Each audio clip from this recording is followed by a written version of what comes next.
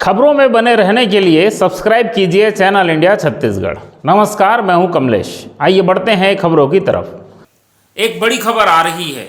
आज 30 जनवरी को सुकमा जिला बीजापुर सीमावर्ती क्षेत्र टेकलगुड़ेम में पुलिस नक्सली मुठभेड़ में आज 3 जवान शहीद हुए तथा 14 जवान घायल हुए। घायल जवानों को बेहतर इलाज के लिए हेलीकॉप्टर से रायपुर भेजा जा रहा है। बस्तर रेंज के पुलिस महानिरीक्षक रक्षा मंत्रालय के विमानतल पर पत्रकारों से चर्चा करते हुए कहा कि जिला सुकमा बीजापुर की सीमावर्ती क्षेत्र टेकलगुड़ेम गांव में थाना जगरगुंडा जिला सुकमा नक्सल गतिविधि के ऊपर अंकुश लगाते हुए क्षेत्र की जनता को मूलभूत सुविधा से लाभान्वित करने हेतु आज नवीन सुरक्षा कैंप स्थापित की गई। उन्होंने बताया कि कैंप स्थापना के पश्चात जोनागुड़ा अलीगुड़ा क्षेत्र में गश्त सर्चिंग कर रही कोबरा एसटीएफ डीआरजी बल के ऊपर माओवादियों द्वारा फायरिंग की गई। सुरक्षा बल द्वारा भी माओवादी फायरिंग का मुंह तोड़ जवाब देते हुए जवाबी कार्यवाही किया गया। सुरक्षा बल के बढ़ते दबाव को देखकर माओवादी जंगल की आड़ लेकर भाग गए। उक्त मुठभेड़ में 3 जवान शहीद हुए, गोली लगी तथा 14 जवान घायल हुए। घायल जवानों की स्थिति खतरे से बाहर है तथा इलाज हेतु रायपुर भेजा जा रहा है।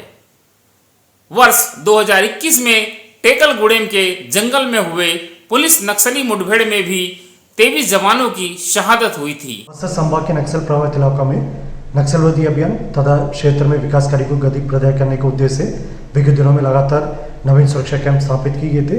उसी सिलसिला में आज जिला सुकमा या बीजापुर के सीमावर्ती टेकलगुड़ा में भी एक नवीन सुरक्षा कैंप स्थापना किए गए थे। उस कैंप के लिए डीआरजी, एसटीएफ, कोबरा, सीआरपीएफ सभी संयुक्त बल रवाना किए गए थे। कैंप स्थापना के पश्चात आउटर कॉर्डन में हमारा सुरक्षा बल द्वारा पेट्रोलिंग और गश्त की जा रही थी। इस दौरान माओवादी द्वारा उन जवानों के ऊपर हमला किए गए थे। उस दौरान हमारा सुरक्षा बल की कोबरा, सीआरपीएफ, एसटीएफ, डीआरजी सभी जवानों ने मुंहतोड़ जवाब दिया। इस दौरान माओवादियों को कम से कम 6 कैडर की मृत्यु होने की जानकारी प्राप्त हो रहे थे, लेकिन दुर्भाग्यवश इस मुठभेड़ में हमारा 3 जवान, जिनमें से 2 कोबरा के जवान और 1 सीआरपीएफ के जवान का शहादत हो गए थे।